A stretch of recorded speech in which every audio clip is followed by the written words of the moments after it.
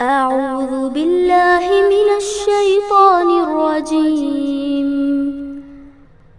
بسم الله الرحمن الرحيم.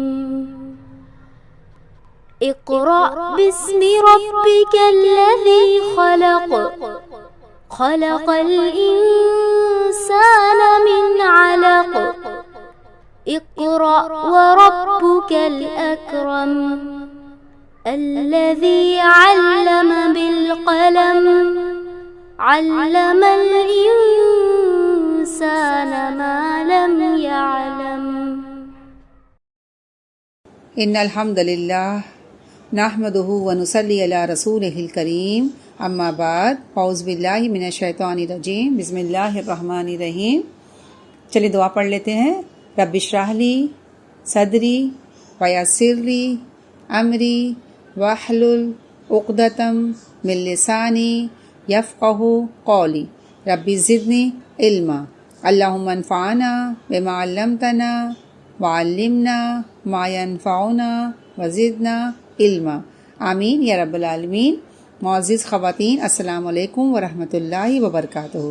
تمام تعریف اللہ رب العالمین کے لیے ہے، جو ہمارا خالق ہے، جو ہمارا مالک ہے، جس نے ہم سب کو پیدا کیا ہے اور ہم سب کو اسی کی طرف لوٹ کر جانا ہے۔ آج جو ہمارا سبق ہے وہ سورہ مائدہ رکوع نمبر 6 آیت نمبر 35 سے ہم لوگ دیکھتے ہیں۔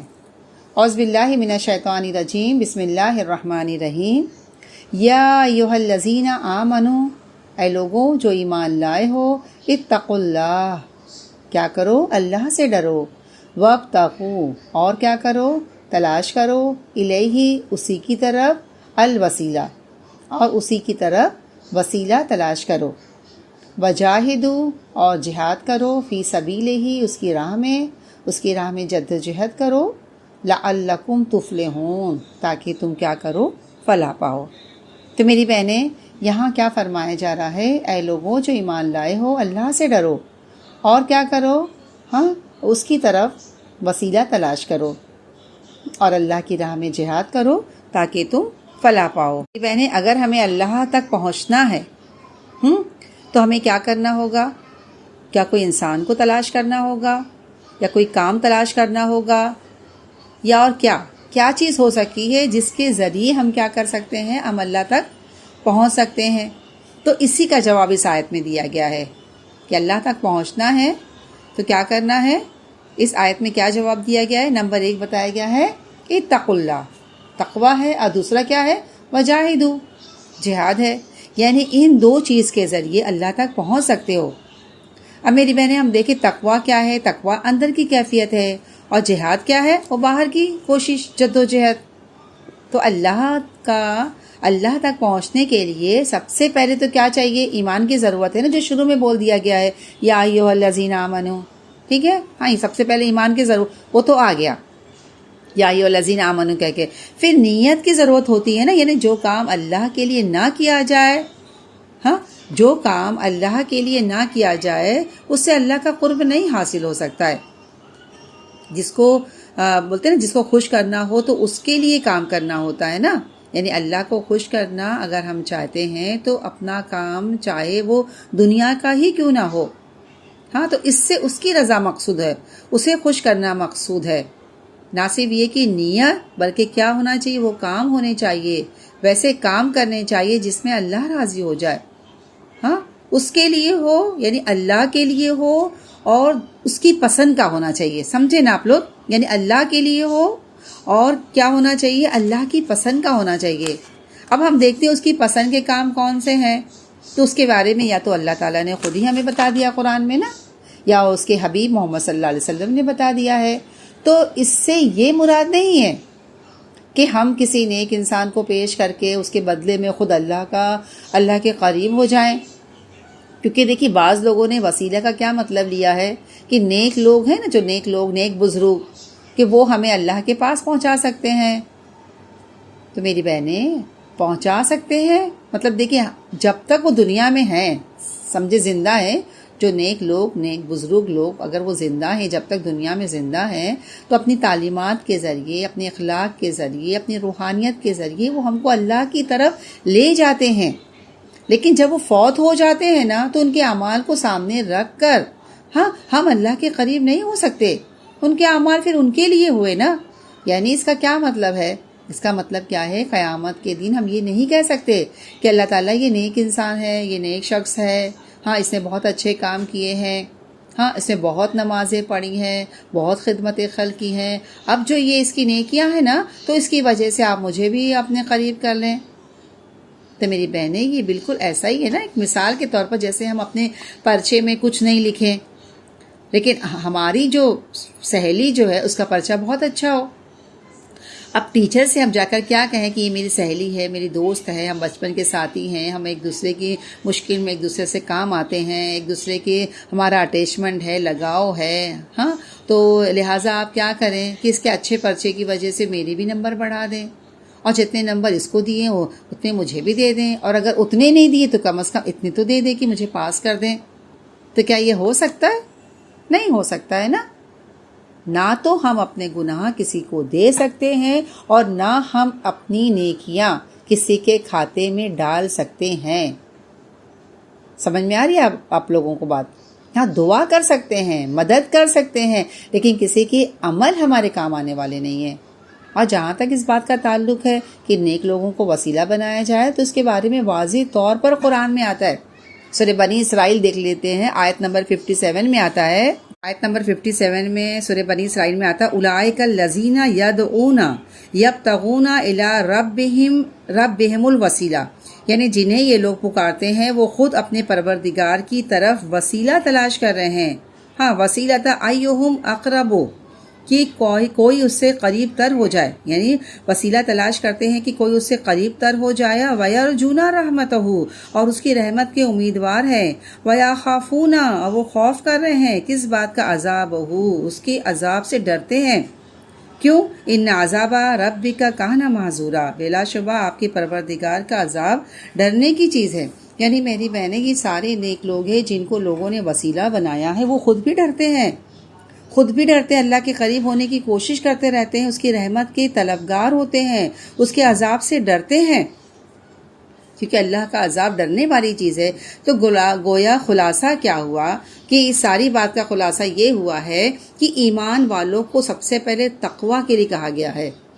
کیا فرمایا جائے؟ اتقوا اللہ، اور پھر اس کے بعد کہ وجاہدوا فی سبیلہ، مسلسل کوشش اور عمل کے ذریعے نیک کام کرتے کرتے اللہ کے قریب ہونے کی کوشش کرنی چاہیے، اور اسی کے ذریعے انسان کیا کر سکتا ہے؟ فلاح پا سکتا ہے. یعنی جب دیکھیں آپ آیت کو سامنے رکھیں تو پہلا کیا؟ تقوی ہے، پھر اس کے بعد بیچ میں وسیلہ آتا ہے، پھر تھرڈ پہ کیا آتا ہے؟ جہاد آتا ہے نا. یعنی پہلی اور آخری چیز جو ہے تقوی اور جہاد، دونوں میں کیا چاہیے رہتا ہے؟ ایفرٹ چاہیے رہتی ہے نا، محنت مانگ رہی ہے نا، تقوی اور جہاد بھی. تو یہ کیسے ہو سکتا ہے کہ جو بیچ میں جو لفظ وسیلہ آیا ہے وہ کسی اور کے عمل ہو، کسی اور کی کوشش ہو، کسی اور کی نیکی ہو؟ تو وہ اب دیکھیں وہ تو اپنے سیکوینس کے اعتبار سے بھی درست نہیں ہے نا.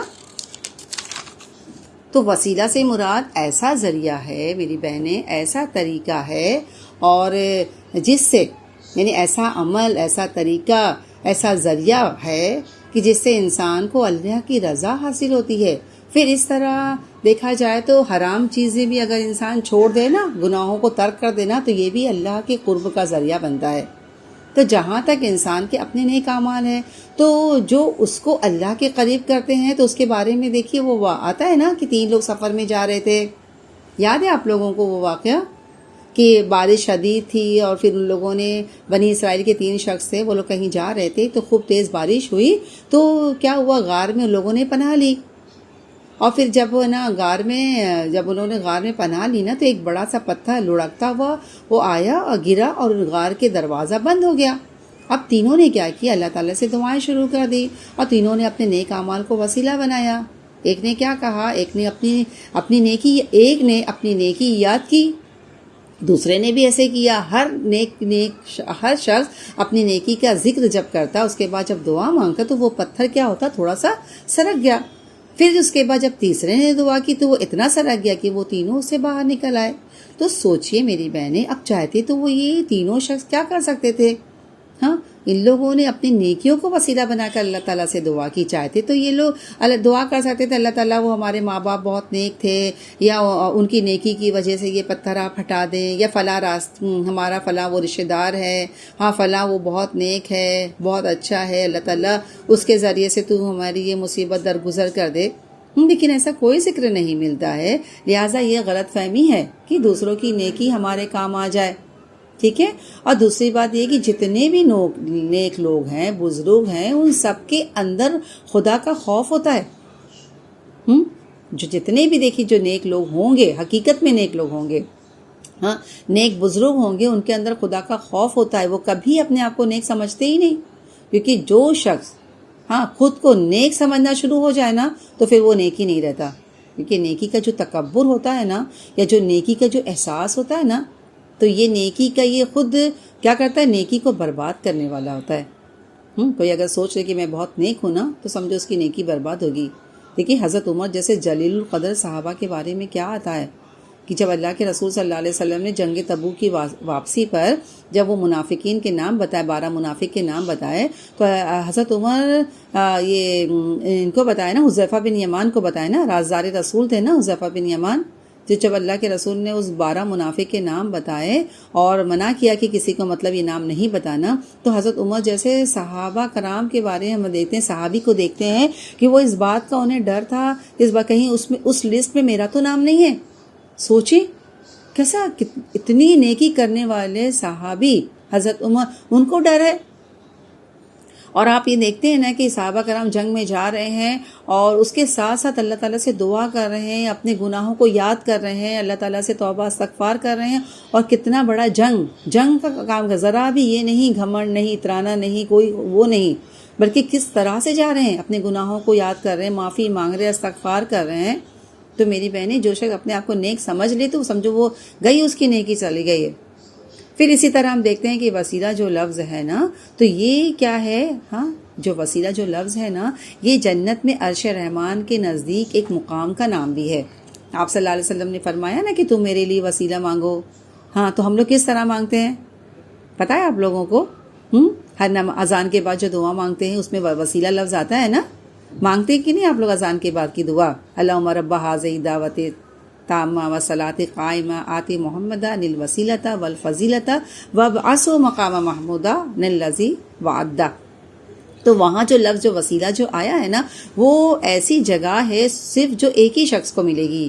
جنت میں ایک ایسا مقام ہے جو صرف ایک شخص کی قسمت میں لکھا ہوا ہے. اللہ کے رسول صلی اللہ علیہ وسلم نے کیا فرمایا کہ مجھے امید ہے کہ وہ شخص میں ہوں گا. اور آپ صلی اللہ علیہ وسلم نے کیا فرمایا؟ جس نے اللہ سے میرے لیے وسیلہ کی دعا کی اس کے لیے میری شفاعت واجب ہو گئی. تو ہم دیکھتے ہیں نا کہ وسیلہ ایک مقام کا نام ہے اور امید کی جاتی ہے کہ وہ آپ صلی اللہ علیہ وسلم کو ملے گا. تو اس کے لیے بھی کیا کہا جا رہا ہے؟ امت کو دعا کرنے کے لیے کہا جا رہا ہے. یعنی اس مقام کو ملنے کے لیے بھی امت کو دعا کرنے کے لیے کہا جا رہا ہے. تو جب ہم کسی کی جب میری بہنیں دیکھی، جب ہم کسی کی نیکی کو سامنے رکھ کر دعا کرتے ہیں نا کہ فلاں بزرگ کے صدقے یہ کام ہو جائیں، تو سوچے کہ ہم اس کی محنت کو ذریعہ بنا رہے. ہر شخص کی محنت اس کے اپنے کام آنے والی، کسی اور کے لیے نہیں ہے. اگر ایسا ہی ہوتا نا تو کچھ لوگ تو نیک بن جاتے ہیں، باقی سب لوگ کیا ہوتے، اپنے اپنا کام کرتے. پھر تو آسان ہو گیا نا دین. اور پھر دین کیا ہوتا؟ صرف مخصوص لوگوں کے لیے ہی مخصوص لوگوں کے لیے رہ جاتا. تو کیا صرف دین مخصوص لوگوں کے لیے آیا؟ نہیں نا. تو یہ نظریہ درست نہیں ہے نا کہ نیکی کو صرف چند لوگوں تک محدود کر دیا جائے اور معاشرہ کیا کرے؟ اپنے خواہشات نفس کی پیروی کرے، اپنے خواہشات نفس پر جیے. تو اسلام ہم سے چاہتا ہے کہ ہر شخص نیکی کرے، فاستبقوا الخیرات. تو کیا یہ صرف چند لوگوں کے لیے کہا گیا ہے؟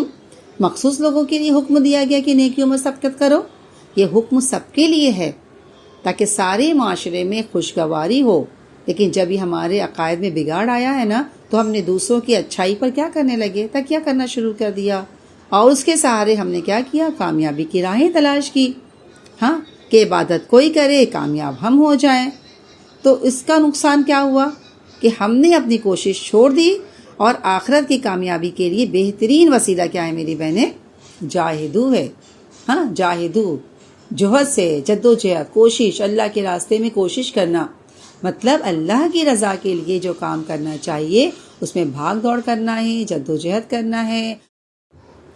آیت نمبر 36 ہے ان الذین کفروا، بے شک جن لوگوں نے کفر کیا ہے، لو ان لہم، کہ اگر ان کے پاس ہوتا ما فی الارض جمیعا، جو کچھ زمین میں ہے سب کا سب، ومثلہ، اور اس کے مانند، ومثلہ معہ، اور اس کے ساتھ اتنا اور، ہاں، لیفتدوا بہ، تاکہ وہ اسے کیا کریں، فدیے میں دے دیں۔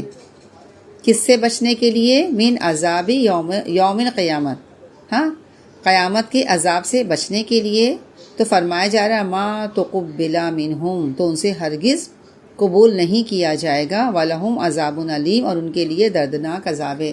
لیکن میری بہنیں، حدیث میں آتا ہے کہ اللہ کے رسول صلی اللہ علیہ وسلم نے فرمایا کہ قیامت کے دن جس دوزخی کو سب سے ہلکا عذاب ہوگا، اس سے اللہ تعالیٰ پوچھے گا کہ اگر تیرے پاس زمین میں جو کچھ ہے اور اس کے برابر کوئی چیز ہو تو اپنے چھٹکارے کے لیے دے دو گے؟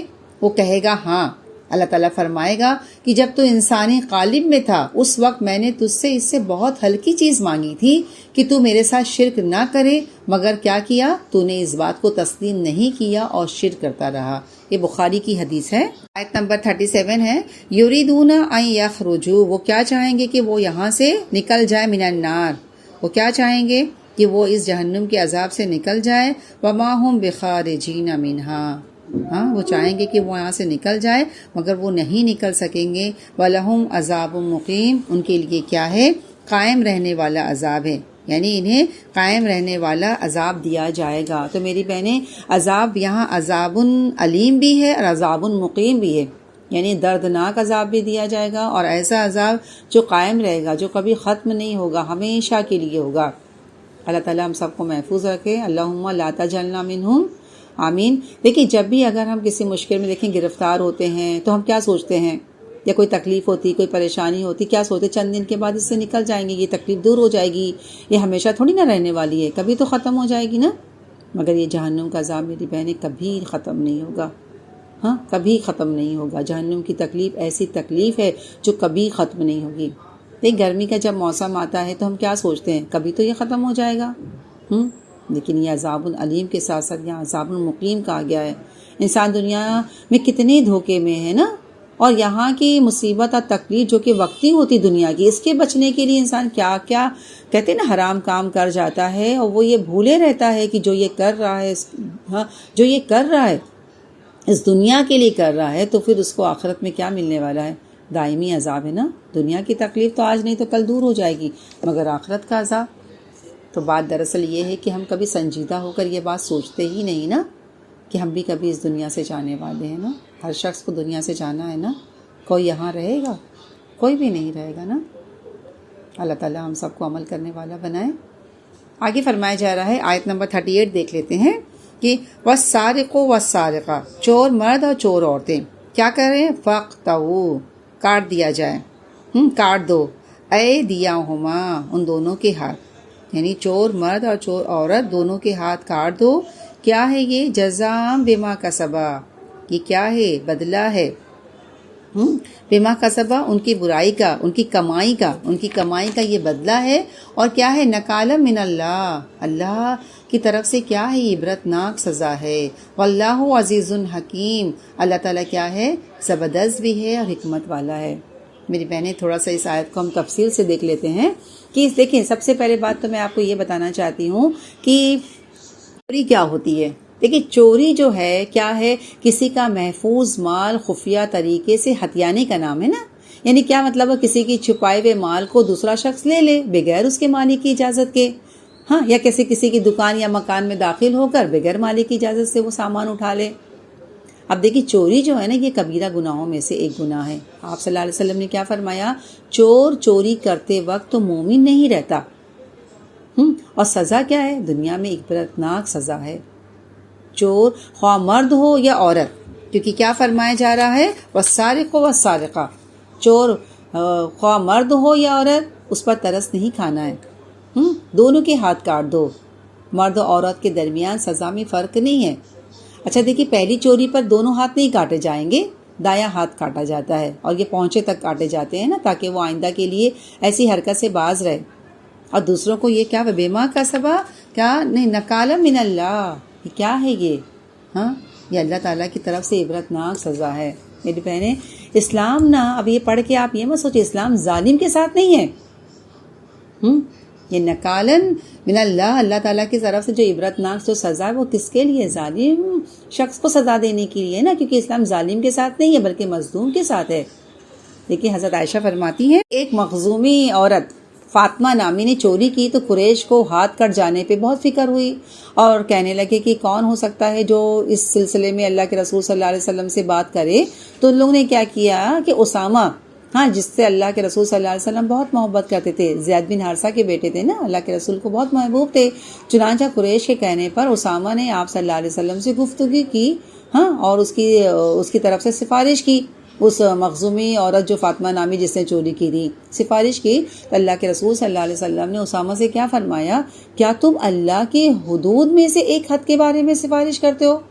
پھر اللہ کے رسول صلی اللہ علیہ وسلم کا کیا طریقہ تھا، جب اس طرح سے کوئی معاملہ ہوتا نا، خطبہ کے لیے کھڑے ہو جایا کرتے تھے اور انڈائریکٹلی سب کو مخاطب کر کے بولتے تھے کہ خطبہ دینے کے لیے کھڑے ہو۔ کیا فرمایا؟ لوگوں، تم سے پہلے لوگ صرف اس وجہ سے گمراہ ہو گئے کہ اگر ان میں سے کوئی شریف آدمی چوری کرتا تو اسے چھوڑ دیتے تھے، اور جو کوئی کمزور چوری کرتا تو اس پر حد جاری کر دیتے تھے۔ اللہ کی قسم، اگر فاطمہ بنت محمد بھی چوری کرتی تو میں اس کے ہاتھ کاٹ دیتا۔ اور ایک اور روایت میں آتا ہے کہ آپ صلی اللہ علیہ وسلم نے اس عورت کے ہاتھ کاٹ دینے کا حکم دیا، اور اس کے بعد حضرت عائشہ فرماتی ہے کہ وہ میرے پاس آیا کرتی تھی تو میں اس کی حاجت رسول صلی اللہ علیہ وسلم تک پہنچا دیا کرتی تھی، تو اس نے توبہ کی اور اس کی توبہ اچھی رہی۔ یہ بخاری کی حدیث میں ہے۔ میری بہنیں دیکھی، جب یہ ہاتھ کاٹا جاتا ہے نا تو یہ بہت سخت سزا ہے۔ مطلب اللہ نے جو ہاتھ دیے ہیں کام کرنے کے لیے دیے ہیں نا، کہ جب انسان اللہ کی نافرمانی کرتا ہے تو اللہ کو کہتے اتنا سخت غضب آتا ہے کہ شخص پر کہ وہ لائق نہیں ہے کہ وہ اس نعمت کو اس کو دیے رکھوں، میں وہ اس قابل نہیں ہے کہ وہ ہاتھ رکھے، کاٹ دو اس کے ہاتھ۔ سوچیں ایک ناخن بھی اگر ہمارا اتر جاتا ہے کتنی تکلیف ہوتی ہے، ایک انگلی بھی کٹ جاتی ہے۔ ہاں، کبھی دیکھیں دروازے میں ہاتھ لگ گیا، ہاں ہاتھ آ گیا ہے تو کتنی شدید تکلیف ہوتی ہے نا ہاتھوں کو، کہاں کہ پورا ہاتھ کاٹ دیا جاتا ہے۔ اور ہاتھ کاٹ کر ایسے ہی نہیں چھوڑ دیا جاتا ہے۔ پہلے زمانے میں کیا تھا پتا ہے کہ جب ہاتھ کاٹ کر ابلتے تیل کے اندر اس کو ڈبکی لگائی جاتی تھی تاکہ وہ آگے جل کر اس کا خون رک جائے۔ میری بہنیں، اگر دنیا میں یہ سزا ہے تو آخرت میں پتہ ہے کیسی سزا ہوگی؟ آخرت میں کیسے زبردست سزا ہوگی نا۔ اور اللہ نے دنیا میں چور کی سزا یہ رکھی ہے، اور اگر مان لو وہ کبھی وہ بچ جاتا ہے، ہاں، اور اس پر حد جاری نہیں ہوتی، بعض دفعہ ایسا ہوتا ہے نا، تو کیا آخرت میں اس سے کچھ بھی نہیں پوچھا جائے گا؟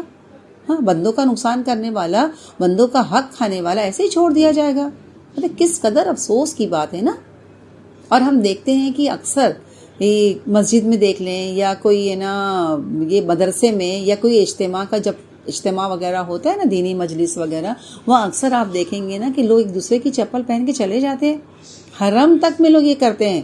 حرم میں آپ دیکھیں گے نا تو لوگ کو ذرا کسی کی پرواہ نہیں ہے، کوئی اپنی چپل کہاں رکھا، جب نکلتے کوئی کسی کی پہن لیتا ہے۔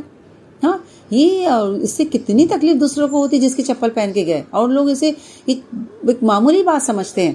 ہاں، سوچے جس رب نے دنیا کے لیے سزا رکھی ہے وہ بھولے مت کہ آخرت میں اللہ تعالیٰ آخرت میں پکڑے گا ضرور۔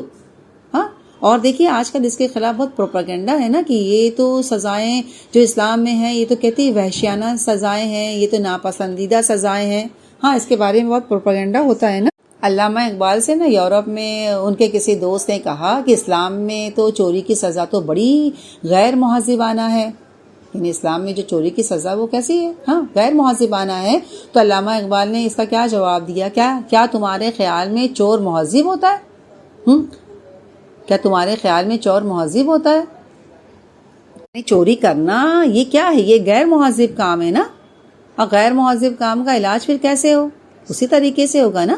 دیکھیے جب کسی کو زخم لگانے کی اجازت ہے، چیر پھاڑ کرنے کی اجازت ہے، آپریشن کرنے کی اجازت ہے، لیکن ہم دیکھتے ہیں ڈاکٹر کیا کرتا ہے، آپریشن کرتے وقت زخم لگاتا ہے نا، اس کو چیرتا ہے، پھاڑتا ہے، پھر اس کے زخم کو سیتا ہے۔ تو یہ مہذب کام ہے یا غیر مہذب کام ہے؟ ایک انسان کی جان بچانا، ہاں، ایک انسان کی جان بچاتا ہے نا ڈاکٹر، تو کیا یہ مہذب کام کہا جائے گا کہ اس ڈاکٹر کو غیر مہذب کام کہا جائے گا؟ یہ کیسے غلط کام کرتا ہے. اور چور پر دیکھیں جب حد لگتی ہے نا تو صرف ایک انسان کی جان نہیں بچتی ہے بلکہ پورے معاشرے کے مال کو بچاتا ہے نا، پورے معاشرے کے مال کی حفاظت ہوتی ہے. تبھی ہم دیکھتے ہیں کہ سعودی عرب میں یہ شرعی جو سزائیں جو رائج ہیں نا تو وہاں جرائم کی تعداد بھی بہت حد تک کم ہے. اور اس کے مقابلے میں امریکہ جیسے بولتے ہیں نا سب سے مہذب ملک میں جرائم کی تعداد دیکھیں کتنی زیادہ ہے، کتنی گنا زیادہ ہے. اور میری بہنیں ایک بات یہ بھی ہے نا کہ کٹے ہوئے ہاتھ والا شخص بھی دیکھا جائے تو ہر جگہ یہ اعلان کرتا ہوتا ہے نا کہ لوگوں میرے حال پر نظر کرو، چوری مت کرنا. تو میری بہنیں ایک سبق ہے معاشرے کے لیے، سبق ہے نا. تو سوال یہ ہے کہ کوئی اور سزا کیوں، یہی سزا کیوں. آگے کیا فرمایا جا رہا ہے؟ آگے فرمایا جا رہا ہے فمن تابا. کیا فرمایا جا رہا ہے؟ فمن تابا، پس جو توبہ کر لے، من بعد ظلم ہی، اپنے ظلم کے بعد، یعنی پھر جو ظلم کرنے کے بعد توبہ کر لے. تو یہاں ظلم سے کیا مراد ہے؟ چوری کے بعد. یعنی جو شخص توبہ کر لے، اپنی چوری سے توبہ کر لے کہ اب وہ آئندہ چوری نہیں کرے گا، وَأَصْلَحَ، اور اپنی اصلاح کر لے، تو فَإِنَّ اللَّهَ يَتُوبُ عَلَيْهِ، تو اللہ تعالیٰ کیا ہے؟ اللہ تعالیٰ کی نظر عنایت پھر اس پر ہو جائے گی نا. تو بے شک اللہ تعالیٰ کیا کرے گا؟ مہربان ہو جائے گا اس پر. یتوب علیہ، اس پر مہربان ہوگا. کیوں؟ ان اللہ غفور الرحیم، اللہ تعالیٰ کیا ہے؟ غفور اور رحیم ہے. یعنی چور کے لیے بھی اللہ تعالیٰ غفور الرحیم ہے. لیکن کب غفور الرحیم ہے؟ جب وہ توبہ کر لے، جب وہ اصلاح کر لے، اور جب آئندہ وہ چوری سے باز رہے. آگے فرمایا جا رہا ہے علم تعلم، کیا تم نہیں جانتے؟ کیا فرمایا جا رہا ہے؟ کیا تم نہیں جانتے کہ ان اللہ لہو ملک السماوات والارض، کہ اللہ ہی کے لیے ہے بادشاہ آسمان اور زمین کی. یعذب من یشاء، اور جسے چاہتا ہے وہ سزا دیتا ہے، عذاب دیتا ہے. ویغفر لمن یشاء، اور جسے چاہتا ہے وہ بخش دیتا ہے، معاف کر دیتا ہے. کیوں؟ واللہ علی کل شیء قدیر، اللہ تعالیٰ کیا ہے میری بہنیں؟ اللہ تعالیٰ کیا ہے؟ ہر چیز پر قدرت رکھنے والا ہے. آگے فرمایا جا رہا ہے یا ایھا الرسول، اے رسول، کیا لا یحزن کا، نہ غمگین کریں آپ کو. کیا فرمایا جائے؟ اے رسول نہ غمگین کریں آپ کو. کون لوگ؟ الذین، وہ لوگ یسارعون، جو جلدی کرتے ہیں، جو بھاگ دوڑ کرتے ہیں. کس میں؟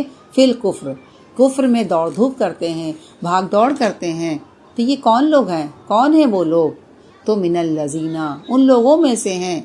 کون ہیں وہ لوگ؟ قالو، جن لوگوں نے کیا کہا؟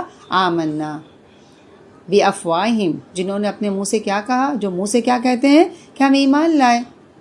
ولم، اور نہیں وہ تؤمن قلوبہم، مگر ان کے دل کیا ہے؟ ایمان نہیں لائے. تو میری بہنیں یہ کون لوگ ہوئے؟ یہ منافقین ہیں، جو کفر میں دوڑ دھوپ کر رہے ہیں. اور دوسرے کون لوگ ہیں؟ وَمِنَ الَّذِينَ هَادُوا، اور وہ لوگ ہیں جو یہودی بن گئے. یہودی بن گئے یعنی انہوں نے کیا کیا؟ ایک نیا مذہب نکال لیا نا. کیونکہ یہودیت جو ہے نا الہامی مذہب نہیں ہے نا، بلکہ لوگوں نے کا بنایا ہوا خود ساختہ دین ہے نا. اس سے کیا پتا چلتا ہے کہ کفر کی راہ میں جو بھاگ دوڑ کر رہے تھے وہ دراصل کون لوگ تھے؟ یا تو منافقین تھے یا پھر یہود تھے. یعنی یہ دونوں گروہ جو مدینے کے اندر مسلمانوں کی بہت زیادہ مخالفت کر رہے تھے.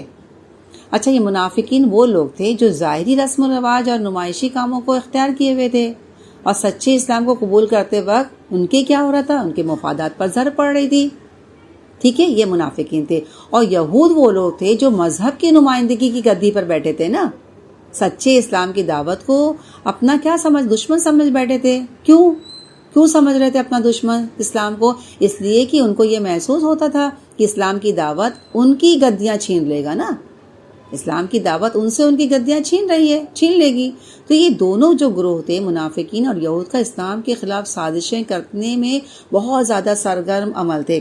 تو یہاں جو فرمایا جا رہا ہے یسارعون فی الکفر نا، تو ان کی سرگرمیوں کو جو بولتے ہیں نا کہ ان کی جو سرگرمیوں کو یہاں ظاہر کیا جا رہا ہے کہ کفر میں یہ لوگ بھاگ دوڑ کرتے تھے، اسلام کے خلاف مہم چلاتے تھے، اور دونوں اکٹھے ہو گئے تھے. اب ان کا طریقہ کیا تھا کہ جو ان کے بڑے تھے نا وہ آپ کی مجلس میں کبھی نہیں آتے تھے، وہ آپ کے پاس آنے کو ایک شان کے خلاف سمجھتے تھے. اس لیے وہ کیا کرتے تھے؟ خود تو آپ کے پاس نہیں آتے. دیکھیے آگے جو ذکر کیا جا رہا ہے کہ وَمِنَ الَّذِينَ هَادُوا، اور وہ لوگ تھے جو یہودی تھے سماعون للکذب، یعنی کیا کرتے تھے، جھوٹ کے سننے والے تھے، جھوٹ کے لیے جاسوسی کرنے والے تھے، سماعون اور خوب سننے والے، جاسوسی کرتے تھے کس کے لیے، لقوم آخرین، کس کے لیے وہ جاسوسی کرتے تھے، دوسری قوم کے لیے، یعنی ان لوگوں کے لیے، اپنے بڑوں کے لیے۔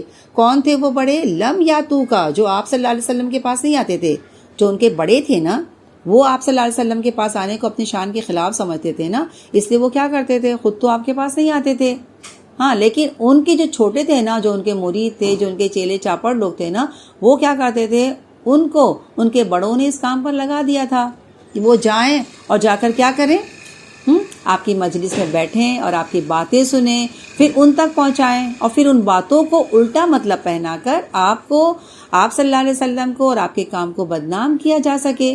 اور اس کام میں وہ کہتے ہیں اتنے سرکش ہو گئے تھے کہ اللہ کے کلام کو بھی اصل جگہ سے ہٹا کر مفہوم بدلنے میں کوئی آر نہیں سمجھتے تھے۔ تبھی یہاں دیکھو فرمایا یحرفون الکلمہ تحریف کر دیتے تھے کلام کو من بعد مواضعہ، اس کے ٹھکانے کے بعد، یعنی اس کا صحیح معنی متعین کرنے کے بعد وہ کیا کرتے تھے، اللہ کے الفاظ کو اس کی اصل جگہ سے پھیر دیتے تھے۔ اور جو فرمایا جا رہا ہے نا کہ سماعون للکذب، یعنی خوب سننے والے جھوٹ کے، ہاں، خوب سننے والے جھوٹ کے سننے والے ہیں، اور کس کے لیے ہے، ہاں، سماعون لقوم آخرین، خوب سننے والے ہیں اپنی قوم کے لیے۔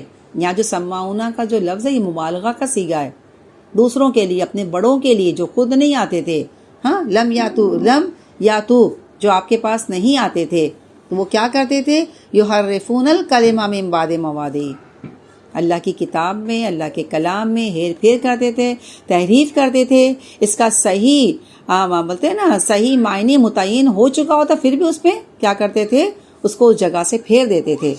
تو مراد اس سے کیا ہوا کہ پھر یہ لوگ کیسے لوگ ہیں، یہ لوگ چونکہ کیا ہیں، خواہشات کے بندے ہیں، اسی لیے نا انہیں سچی بات تو کوئی اچھی لگتی نہیں تھی۔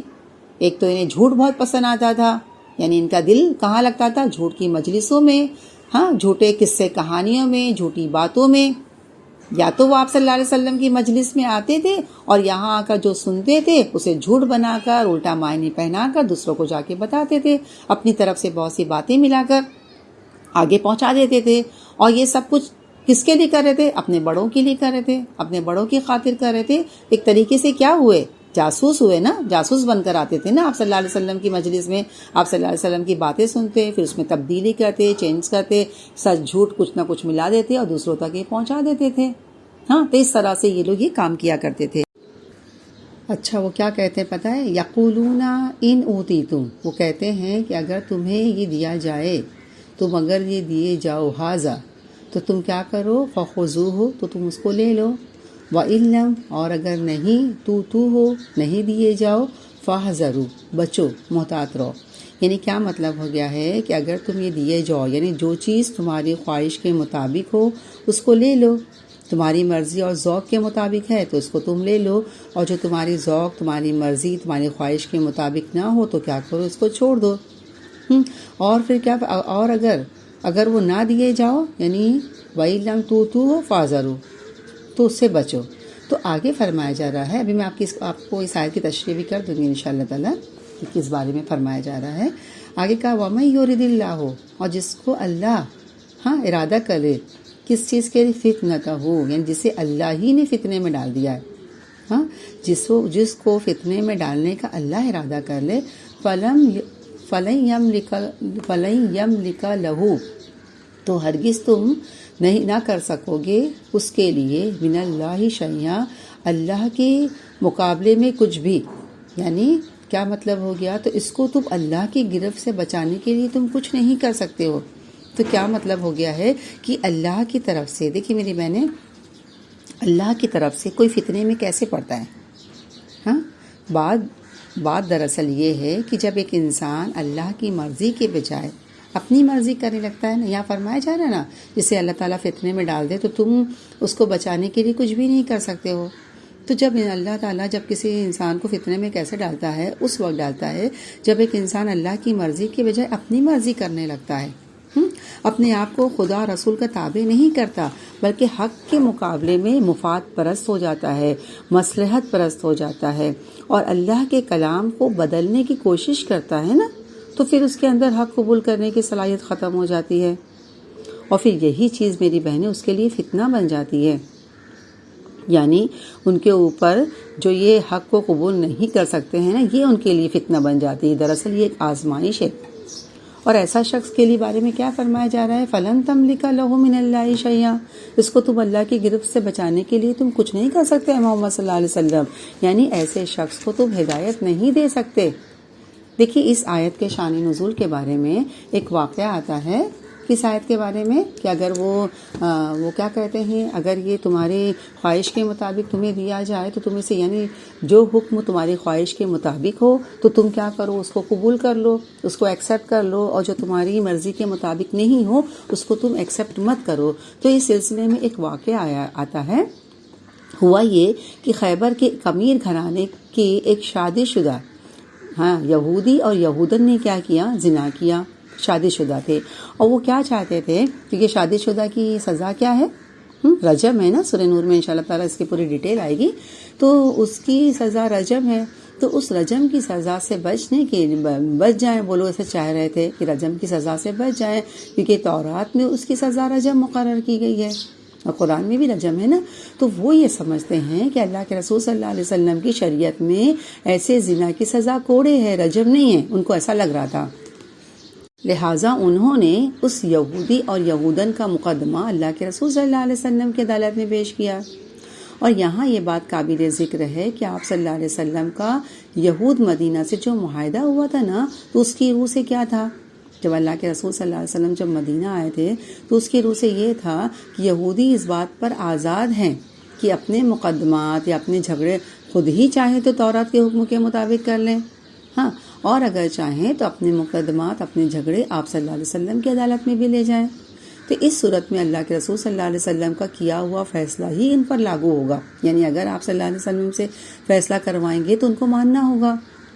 اور یہود یہ مقدمہ اس غرض سے اللہ کے رسول صلی اللہ علیہ وسلم کے پاس لائے تھے کہ امیر زانی جوڑا رجم کی سزا سے بچ جائے، اور آپس میں یہ طے کر لیا کہ اگر یہ نبی کوڑوں کی سزا کا فیصلہ دے تو اس کا فیصلہ تسلیم کر لینا، ان اوتی تو حاذا فخذوہ، اور اگر کیا فرمایا جا رہا ہے، اور اگر رجم کا فیصلہ سنائیں تو تسلیم نہ کرنا، یعنی وَإِن لَمْ تُؤْتُوهُ، اور اگر تم نہیں دیے جاؤ تمہاری خواہش کے مطابق فَاحْذَرُوا، تو تم اس کو کیا کرنا، تسلیم مت کرنا، ایکسیپٹ مت کرنا۔ میری بہنیں، ایسے کردار کے لوگ کیا سمجھتے ہیں کہ وہ بہت ہوشیار ہیں، دوسروں کو بیوقوف بنا رہے ہیں، مگر خود ایک بہت بڑی آزمائش میں ہوتے ہیں نا، اور سمجھتے ہی نہیں کہ وہ آزمائش کیا ہوتی ہے۔ جیسے اللہ کے رسول صلی اللہ علیہ وسلم نے کیا فرمایا منافق کے بارے میں کہ منافق اس گدھے کی طرح ہوتے ہیں جس کو یہ نہیں پتا ہوتا کہ اس کے مالک نے اس کی رسی کیوں کھینچی ہے، کیوں چھوڑی ہے، یعنی اس کی اپنی کوئی عقل سمجھ نہیں ہوتی ہے نا۔ منافق کو یہ نہیں پتا ہوتا کہ اس پر آزمائش کیوں آئی ہے اور کیوں ختم ہوئی ہے۔ ایسا شخص بھی یہ نہیں سمجھتا کہ یہ سب کچھ کر کے دراصل وہ خود ہی ایک فتنے میں پڑا ہوا ہے، اور اسی فتنے کا نتیجہ کیا ہوتا ہے کہ ہدایت کی توفیق چھین لی جاتی ہے۔ اور آگے کیا فرمایا جا رہا، اولئک الذین، یعنی یہ جو فتنے میں اللہ تعالیٰ نے یہود کو بھی ڈالا ہے، اور اللہ تعالیٰ نے فتنے میں کس کو ڈالا ہے، منافق کو بھی ڈالا ہے۔ یہ دونوں فتنہ پرست انسان تھے۔ اور اللہ تعالیٰ آگے کیا فرمایا، اولئک الذین لم یرد اللہ، یہی وہ لوگ ہیں جسے اللہ تعالیٰ کیا کرتا ہے، ان یطہر قلوب، نہیں چاہتا کہ ان کے دلوں کو پاک کرے، یعنی ایسے لوگوں کے دلوں کو اللہ تعالیٰ پاک کرنا نہیں چاہتا ہے۔ تو میری بہنیں، اب یہاں دل کی بات کہاں سے آ گئی، تو یہ خاص طور پر منافق کی طرف اشارہ ہے۔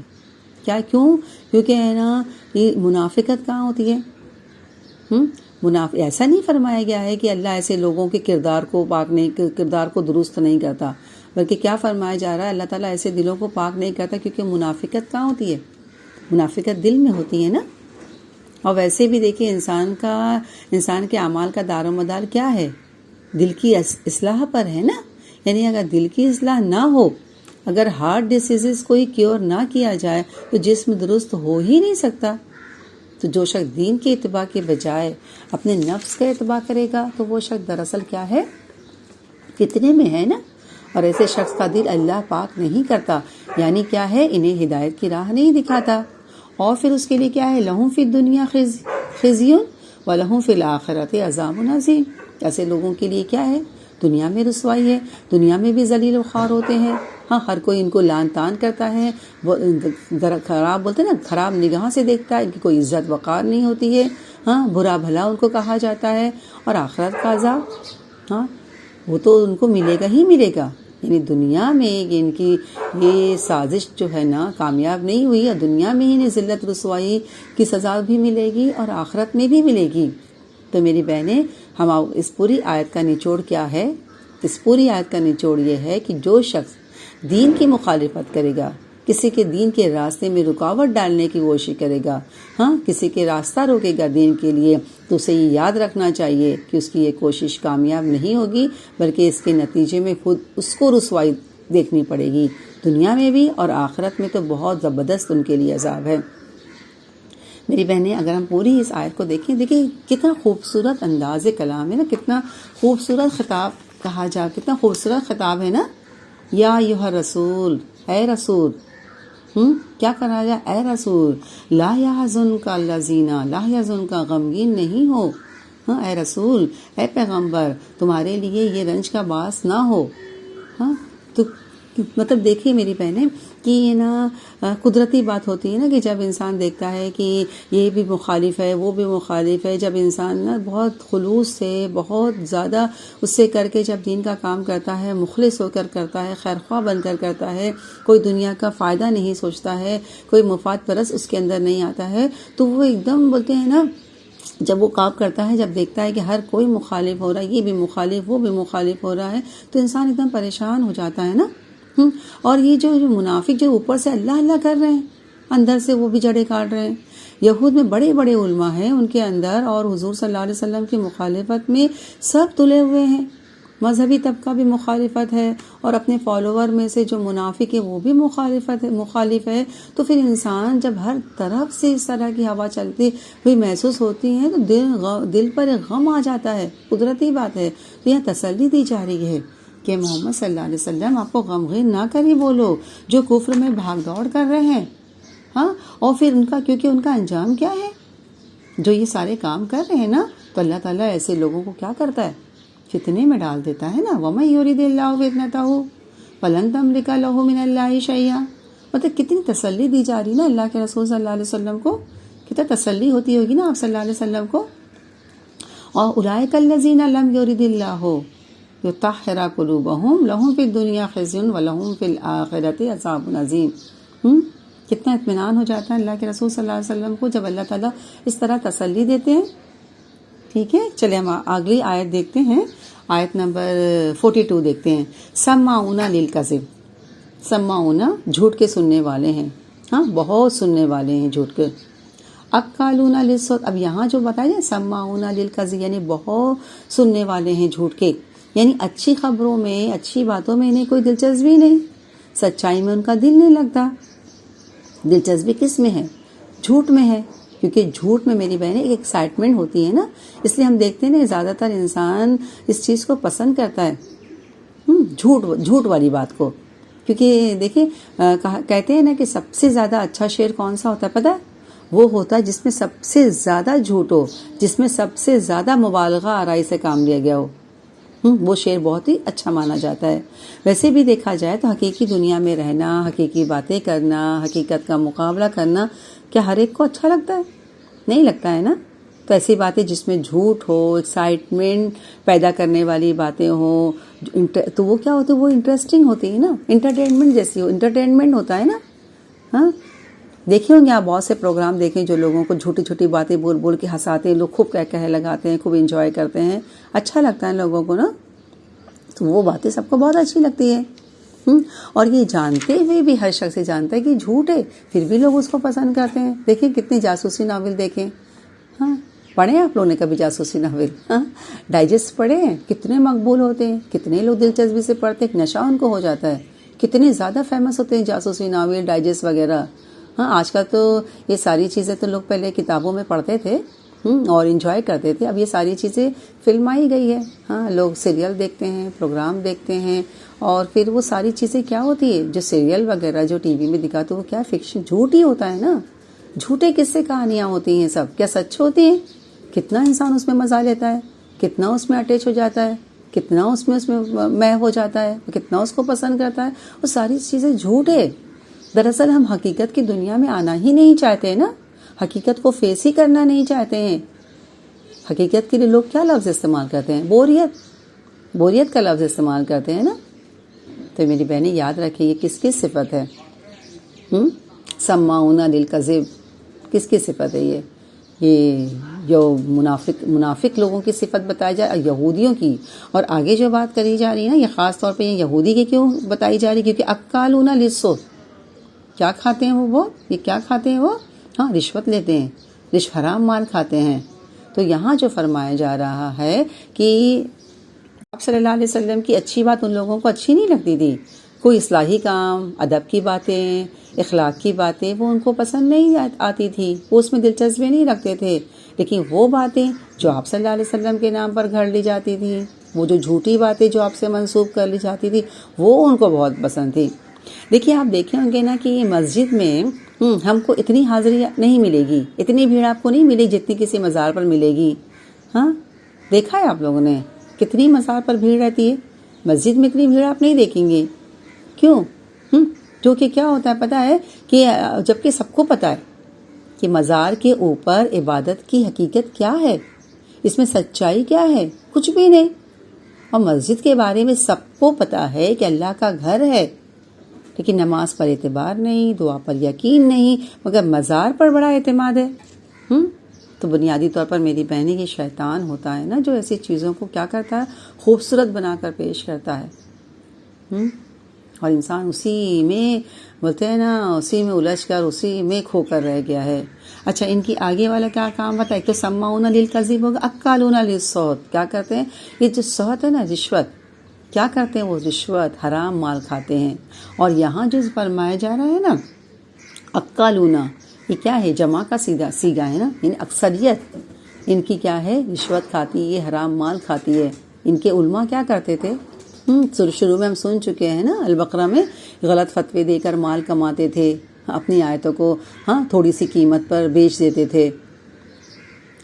تو کیا کرتے؟ یہ فتوے بیچ دیتے تھے، لوگوں کے مرضی اور ان کی پسند کے مطابق کیا کرتے تھے؟ فیصلے کرتے تھے اور فتوے دیتے تھے، قانون دیتے تھے۔ یعنی کیا کرتے تھے؟ اللہ کے کلام کو بیچ دینا، اللہ معمولی قیمت پر بیچ دینا، ان کی مرضی اور ان کی بولتے نا ان کی پسند کے مطابق وہ اللہ کے کلام میں چینجز لاتے تھے اور ان کو فتوے دیتے تھے، اور اس طرح سے وہ لوگ رشوت کا مال کھاتے تھے، حرام مال کھاتے تھے۔ تو آگے کیا فرمایا جا رہا ہے کہ فَإِن جَاءُوكَ، پس اگر وہ آپ کے پاس آئیں تو کیا کریں؟ فَاحْكُم بَيْنَهُمْ، یعنی اگر وہ آپ کے پاس آئیں تو آپ کیا کریں؟ ان کے درمیان فیصلے کر دیں۔ اگر یہ لوگ، پھر اس کے بعد او عارضانو، اور اگر وہ نہیں آتے ہیں، اور اگر یہ لوگ آپ کے پاس نہیں آتے ہیں، اعراض کرتے ہیں، یعنی یہ یہاں یہود کی طرف اشارہ ہے نا، کس لیے کہ آپ ان کے بیچ میں فیصلہ کر دیں۔ یعنی یہاں آپ کو اختیار دیا گیا ہے کہ چاہے تو فَإِن جَاءُوكَ فَاحْكُم بَيْنَهُمْ، اگر وہ آپ کے پاس آئیں تو آپ کو اختیار دیا ہے چاہے تو فیصلہ کریں، یا کیا ہے، او یا عارضانو، چاہے تو ان سے اعراض برتیں، یعنی ان کا مقدمہ نہ لیں۔ پھر آگے جو فرمایا جا رہا ہے یعنی آپ کی مرضی پر ہے، اگر آئیں تو آپ ان کا فیصلہ کرا دیں، آپ کی مرضی، آپ چاہیں تو کریں، اور اگر وہ نہیں آ رہے ہیں یا آپ نہیں چاہتے ہیں فیصلہ کرانا، اگر چاہیں تو اگر وہ اعراض کر رہے ہیں تو آپ مت لیں ان کا مقدمہ۔ لیکن اللہ تعالیٰ کیا فرماتا ہے؟ کتنی بہترین بات یہاں فرمائی گئی ہے، وَإِن تُعْرِضْ، اور اگر وہ اعراض کرے عنہم، اس سے، تو فَلَن يَضُرُّوكَ شَيْئًا، یعنی اگر آپ ان کا فیصلہ نہیں کریں گے، اگر آپ اعراض کریں گے، آپ ان کا فیصلہ نہیں کریں، یعنی ان کا مقدمہ نہیں لیں گے، تو فرمایا جا رہا ہے فَلَن يَضُرُّوكَ شَيْئًا، وہ آپ کو کچھ بھی نہیں بگاڑ سکتے۔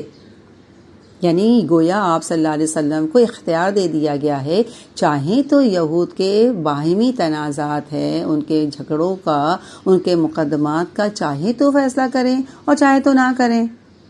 اور آگے کیا فرمایا جا رہا ہے، وَإِنْ حَكَمْتَ، اور اگر آپ جب فیصلہ کریں، حکمتا فاحکم بینہم، یعنی اگر یہ فرمایا جا رہا ہے کہ اگر آپ ان کے درمیان فیصلہ کریں تو کیا کریں؟ فاحکم بینہم بالقسط، یعنی انصاف کے ساتھ کرنا ہوگا. یعنی آپ کی تو ایک مرضی اختیار ہے کہ اگر وہ آپ کے پاس آئیں تو آپ چاہیں تو کریں، اگر وہ نہیں آتے ہیں تو نہیں ان کا مقدمہ لیں. لیکن اے محمد صلی اللہ علیہ وسلم، جب وہ تمہارے پاس آئیں اپنا مقدمہ لے کر، اپنا جھگڑا لے کر، اپنا تنازعات لے کر آپ کے پاس آئیں، فَإِنْ حَكَمْتَ فَاحْكُمْ بَيْنَهُمْ بِالْقِسْطِ، یعنی انصاف کے ساتھ فیصلہ کریں. دیکھیے اس سے کیا پتہ چلتا ہے کہ مسلمان پر ہر حال میں انصاف سے کام کرنا ہے، انصاف کے ساتھ کام کرنا ہے.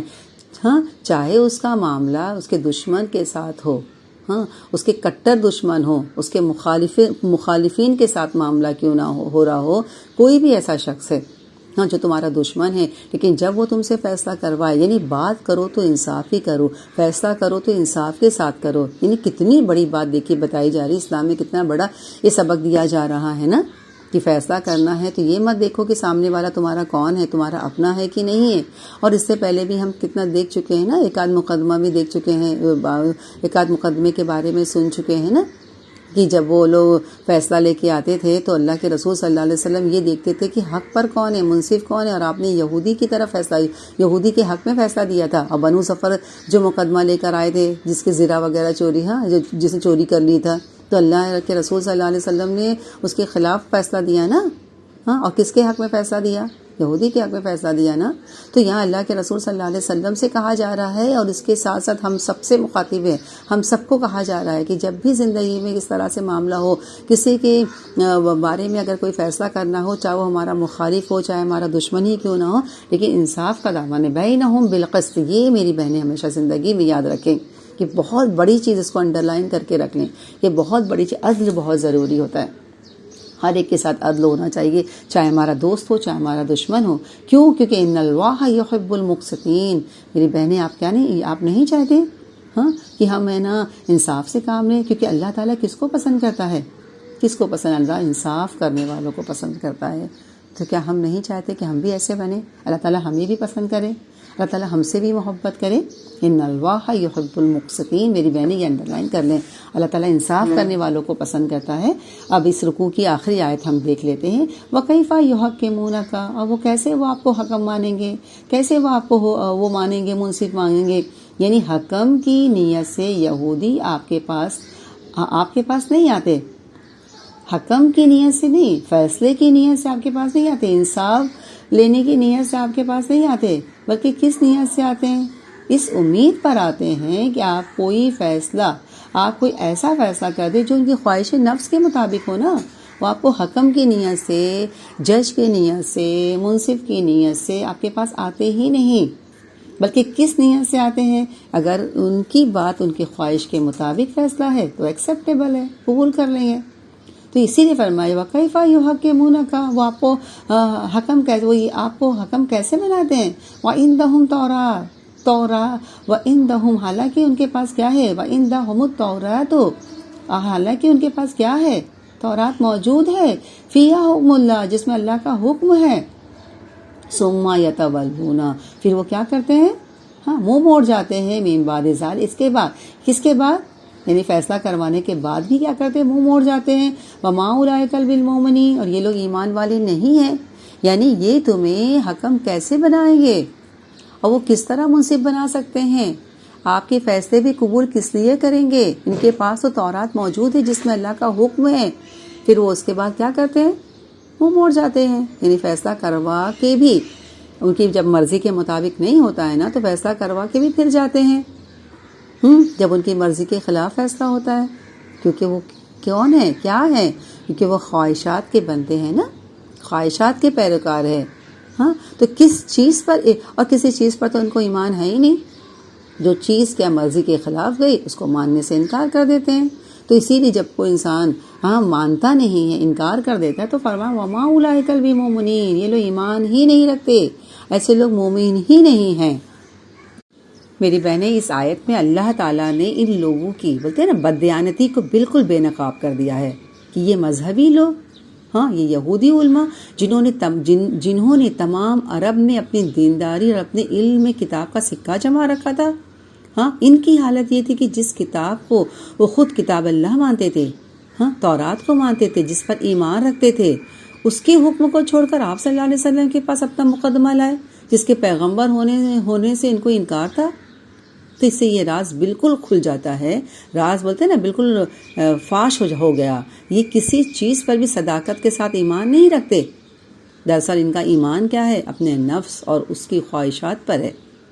اب بولتے ہیں اپنے نفس کے پیروکار ہیں، جسے کتاب اللہ مانتے اس سے صرف اس لیے منہ موڑ لیا تورات سے کہ اس حکم سے ان کے نفس کو اس کا حکم ان کے نفس کو ناگوار ہے، اور جسے معاذ اللہ یہ جھوٹا نبی کہتے تھے، اس کے بعد صرف اس امید پر جاتے تھے شاید وہاں سے کوئی ایسا فیصلہ حاصل ہو جائے جو ان کی منشا کے مطابق ہے۔